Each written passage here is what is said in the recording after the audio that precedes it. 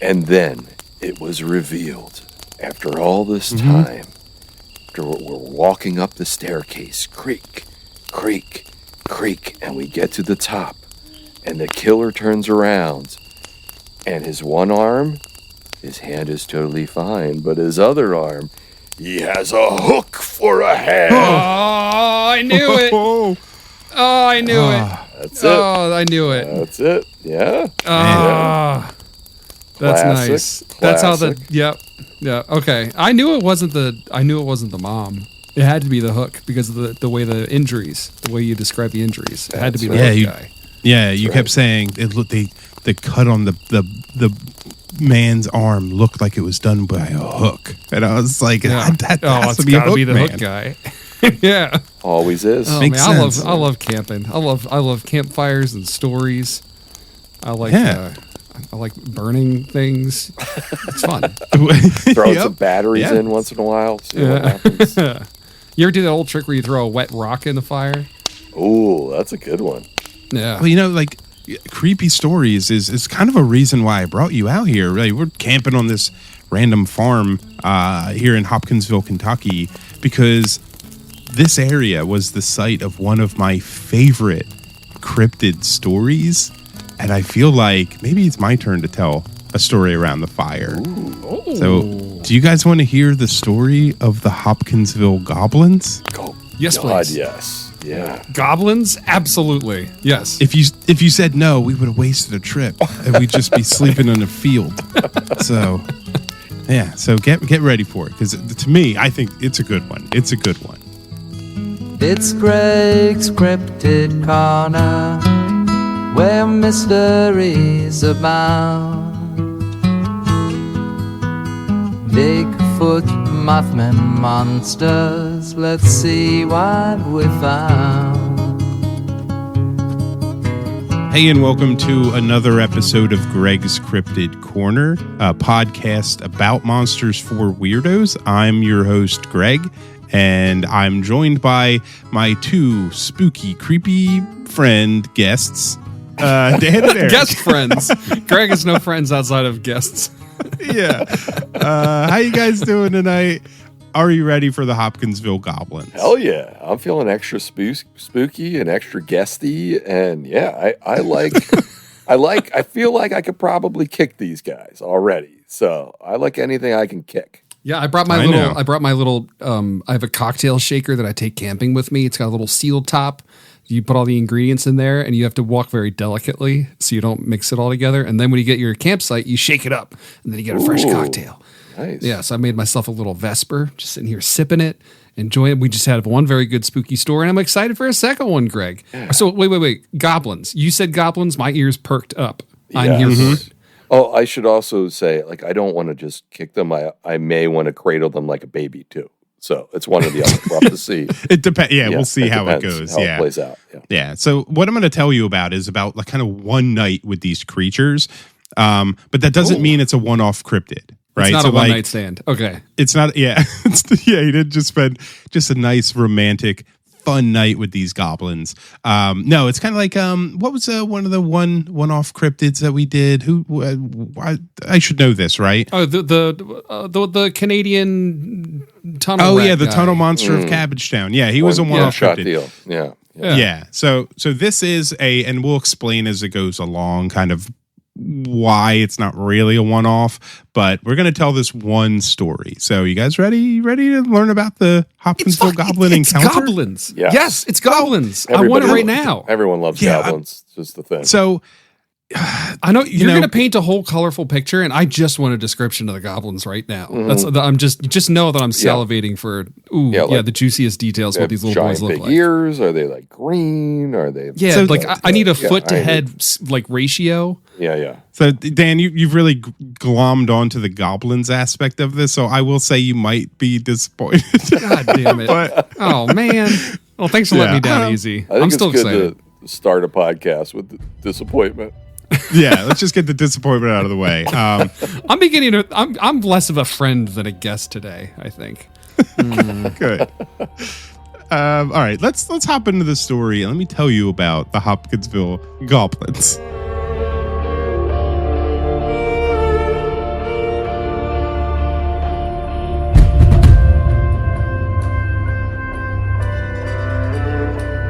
The story of the Hopkinsville Goblins is, to me, reminiscent of movies like Assault on Precinct 13, where one side is being ambushed by another. So the encounter started around 7 p.m. on August 21st, 1955. So actually, when this episode comes out, we're about a week shy of it celebrating, its 70th anniversary? So maybe I should have saved this for another week, but I'm not gonna. Nah. So we've got the Sutton family, the Langford family, and the Taylor family. They're spending a night together, hanging out. It's your Sutton. team, the Toolman Taylor. All right, I guess I'm a Langford. That's fine. So it's 11 people in total. It's 8 adults and 3 children.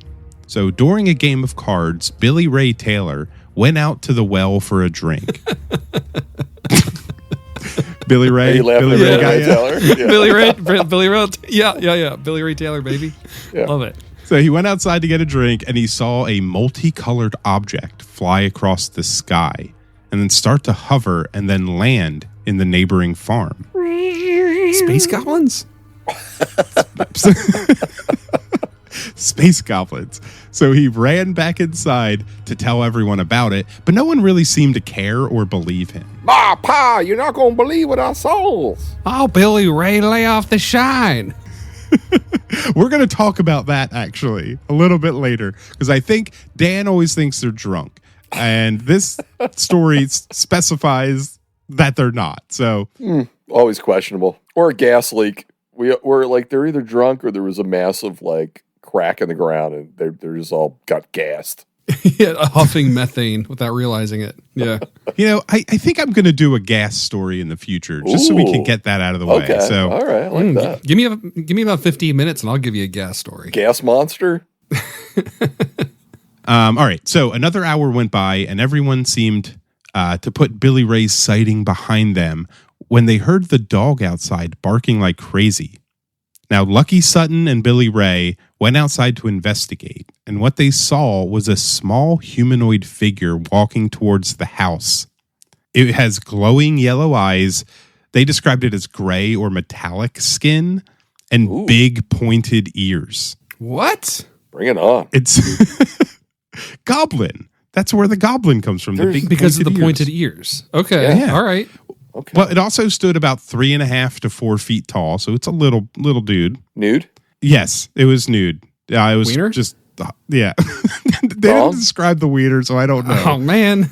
Now its arms were long and thin with talon-like claws as fingers, and it was kind of walking to the house with its arms up in the air. And as it was approaching, Billy Ray and Lucky ran inside and, just like true Americans, grabbed a 22 rifle and a 12-gauge shotgun and fired at the creature.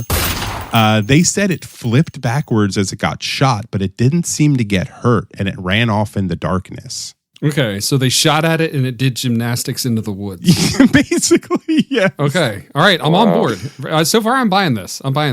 We have space goblins, space hobgoblins. Yep.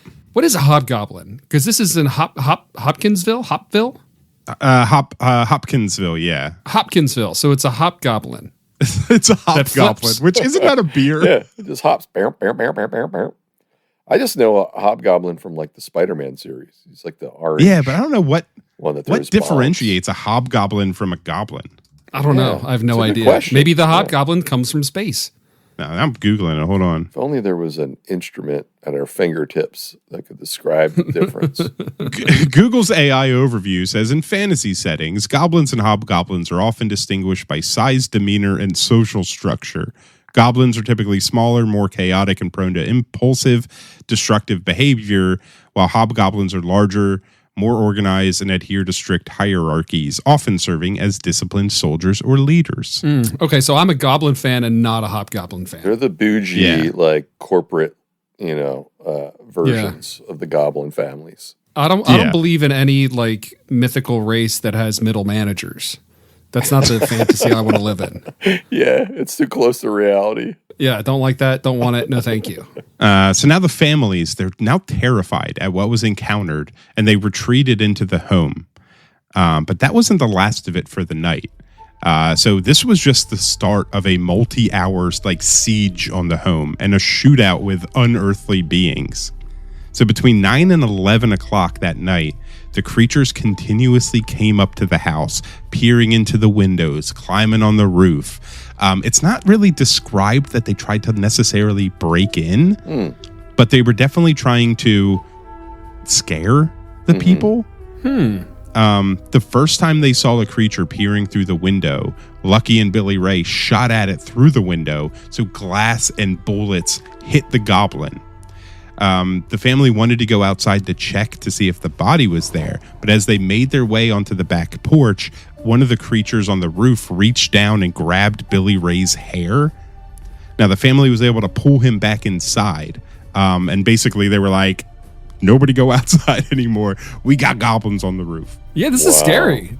Yeah. I'm just imagining like party in the back, business in the front. For Billy Ray or the goblins? He pulled up Billy Ray's mullet. Ray's hairdo. Yeah. Yeah. It's a mullet. This is more than a lot of the stories. Yeah. Yeah. This is like it's not just they saw a shape in the woods and they shot at it and it like disappeared in the shadows. This thing, there's multiple. They've interacted with them. There's a group of people that are all seeing it. They're like actively fighting it and like hiding from it. It's pretty intense. What did they have for dinner? I don't know. They were methane? playing cards, was maybe they're mushrooms. They might have had mushrooms. Yeah. Was it DMT? Did you see goblins on DMT? You see clockwork elves on DMT. DMT. So little elves. Yeah.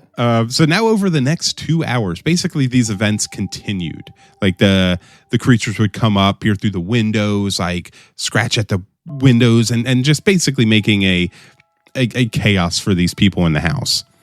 Until about 11 p.m. when all the families decided to make a mad dash to the 2 cars parked in the driveway. And they sped off to the Hopkinsville Police Department about 7 miles down the road to report what happened. Now, the police later stated that the witnesses seemed genuinely terrified about whatever that they encountered. They sent local and state police along with local military police to the farm to investigate. Now, neither the creatures nor their craft was found, but plenty of bullet casings and shotgun shells showed evidence that the family was shooting at least something had happened. And it was also stated that there was no presence of alcohol in the house and that the witnesses were not drunk. So this was specifically called out. And I like that they said this in all the stories about this that I read, but it was kind of really focused on like they weren't drunk. So I don't know if they're saying they're like all the stories are saying that because they were drunk or they were just like, look, they were it's hillbillies, living in kind of podunk. Like you would expect them to fabricate stories when they're drunk, and they're making it known that hey, they weren't, that they were a straight-laced family. They were doing good. Maybe they drank themselves sober. If you drink like 12 beers and you're like, I'm fine. The cops meant to say there's no alcohol left. Right. Yeah. It's all gone. Yeah. Yeah. No. Okay. So maybe they weren't drunk. Maybe they all saw I don't something. think they were drunk. Yeah. And also there were 3 kids there too. Those kids were probably not drunk. Wait, Greg, which family was this? Because there's 3 families. Well, they were all together. So what was it? The Suttons, the Langfords, and the they were all hanging out. Yeah. Oh, I see. Yeah. Okay. Gotcha. I think they were over at the Sutton farm is what it was. So they were having like a little, like an ice cream social or something. That's so wholesome. They were getting together to play cards and just have a friendly neighbor party, chilling out. And then a bunch of space goblins. Yeah, and then monsters came after them. Yeah, that is Wait, what's interesting, Eric? Yeah. Well, that it's 3 separate families. Like, you could like logically think like, oh, well, this one family was exposed to X, Y, and Z, but I think it adds another layer when it's like 3 separate groups of people experiencing the same thing, unless they ate something or they were exposed to something, or always trying to like, or like a team of raccoons came in, were really hungry and wanted some Doritos or something. I don't know. Yeah, so we'll get to that. Okay. So, yeah. Now, some stories that I read stated that the police had also said that they witnessed strange colored lights in the sky, like in that vicinity, but I can't confirm that for sure.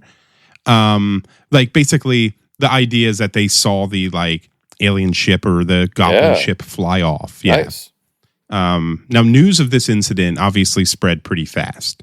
The families were inundated with reporters asking questions and skeptics basically just calling them stupid hillbillies who made this up or don't know what they're talking about.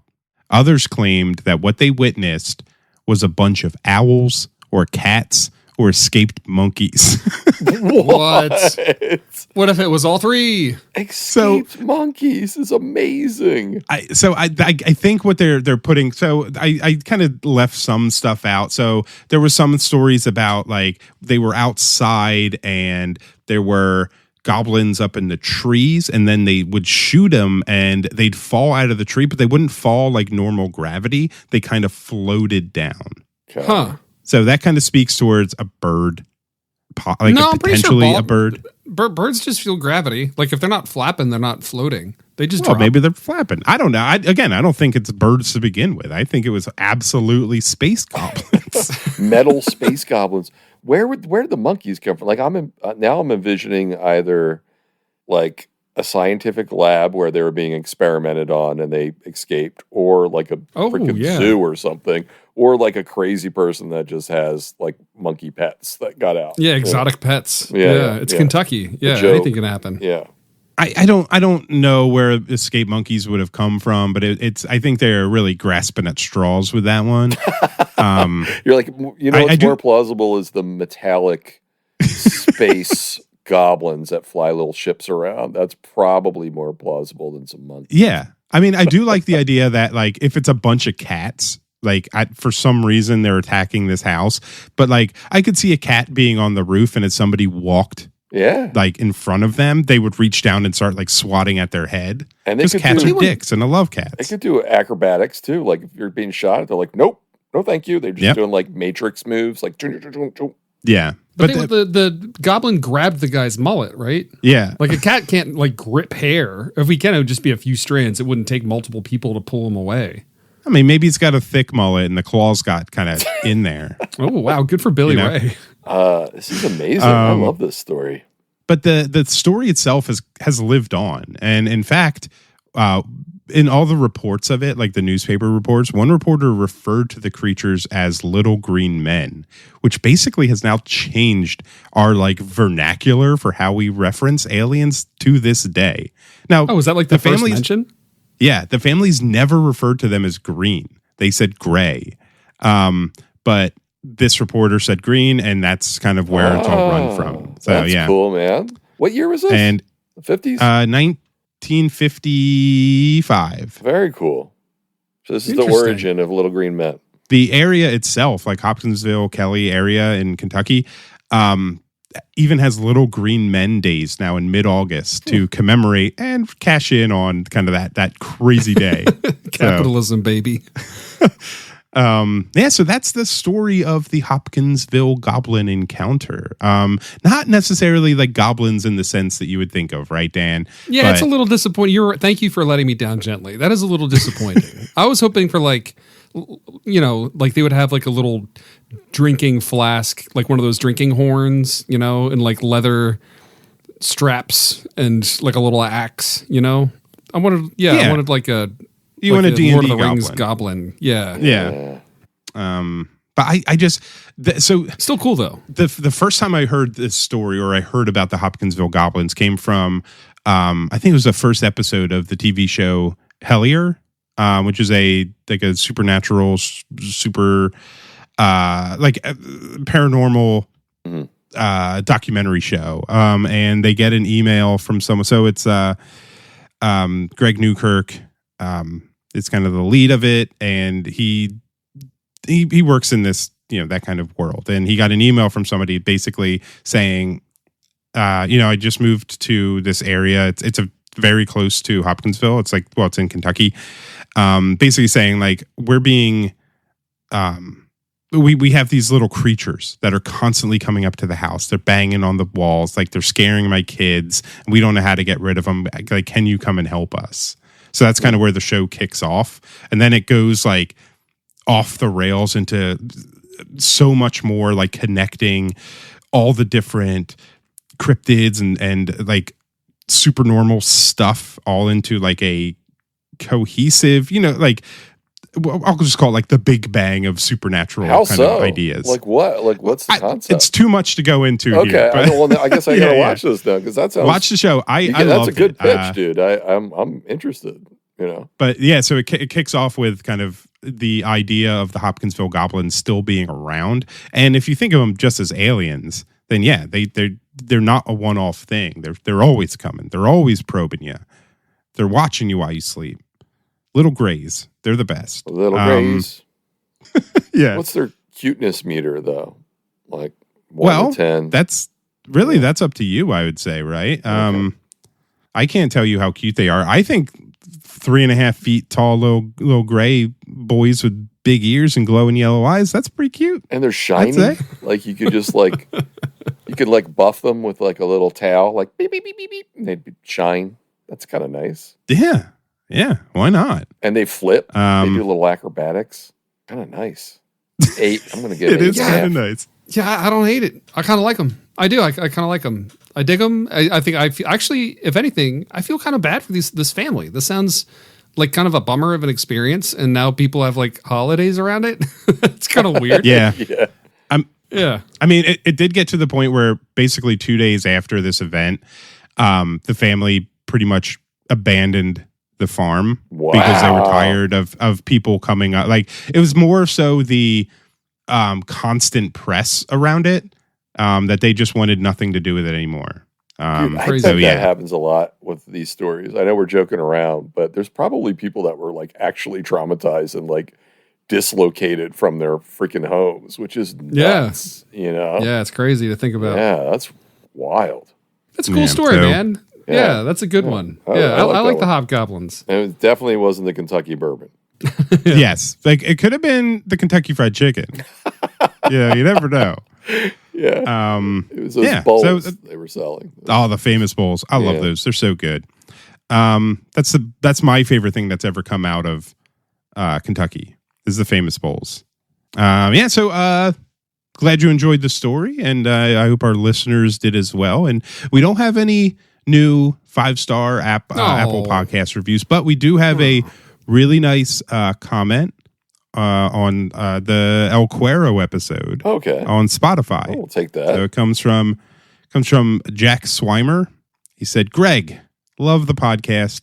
Since I can't leave a review, I'd love to thank you here for bringing joy to my Wednesday mornings. Super fun and exciting to hear about your worldly travels and the local creatures. Stay safe out there, guys." Hey, we refuse to stay safe. I will be getting behind the wheel of the car when we're leaving tomorrow. And I've got another Vesper waiting, babies. Yeah, he's going to be on the lookout to run over some goblins. I'm just playing. We'll be safe. We'll be safe. Yeah, so thank you for the comment. And I'm going to try to read through Spotify when new episodes come out. So if you leave a really nice comment or a funny comment or something, just we'll read them on the show. It goes along with the Apple Podcast reviews. So keep them coming. And give us your best goblin pun.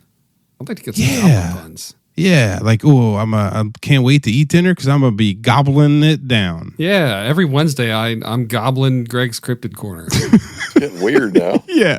All right. You're about to say the tagline. Say the tagline. Do the thing. Well first I was going to say, do the dance, follow Greg. us. I'm trying. Dance, goblin, dance. Follow us on Instagram at Greg's Cryptid Corner, all one word. I make little videos and I work really hard. It's true. I'm laughing because it's true. And I'll let you know, I don't know, a couple days before, maybe the day before, what creature we'll talk about on the new episode each week. And episodes come out Wednesday mornings. So get ready for more monsters. I'm excited for next week. I already know what I'm doing for next week's, and I'm so excited. Ooh. It's a brand new one to me. I'd never heard about it. So nice. I think you guys are going to enjoy it. And your show's on YouTube too. It's on YouTube now. Oh yeah, wherever YouTube. Go subscribe channel. on YouTube. Yeah. YouTube.com/@Greg's Cryptid Corner, I think. No, I think it takes a long time to get a custom domain, so it's like youtube.com/a string of random characters. But if you search Greg's Cryptid Corner, his little face pops up. Yeah. Now when I go to it, it says youtube.com/@Greg's Cryptid Corner. Oh well, shit. All right. There you go. There you go. All right. Yeah, so Dan made a great animation for the episode. So really fun. We're going to be popping up new episodes like every week or something, or every couple days. I don't know. But we'll catch up eventually. So yeah, go check out Dan's animation and watch for all the creatures in the woods. It's my favorite part. Try to find them all. As we always say here on Greg's Cryptid Corner, I'm Squonk, you're Squonk. Go Birds. And thanks for listening. And thanks, Dan and Eric, for being the good listeners to my story. Yeah, it was fun. I want to be that annoying guy at parties that when somebody refers to little green men, I'm going to be like, actually, they're goblins. Oh. I want to be that guy. I learned a fun fact today. You could also say like, oh, well, actually, little green men comes from it was an incorrect way of referring to the Hopkinsville Goblins, who were actually gray. Actually. So they might have been cats or monkeys. This is what we try to do here on Greg's Cryptid Corner. We try to give you interesting, stupid facts that you can bring up at parties so that nobody actually wants to talk to you, so you can just have a beer and hang out and not really be bothered. I love that. Right? Yeah. Yeah, that's the main tenet and goal of this show. Practical usage. Yeah, pirate captain meme. We're your friends now. Oh yeah. Or was that meme where it's like somebody's in the corner and it's like, I bet they don't know I only want to talk about cryptids.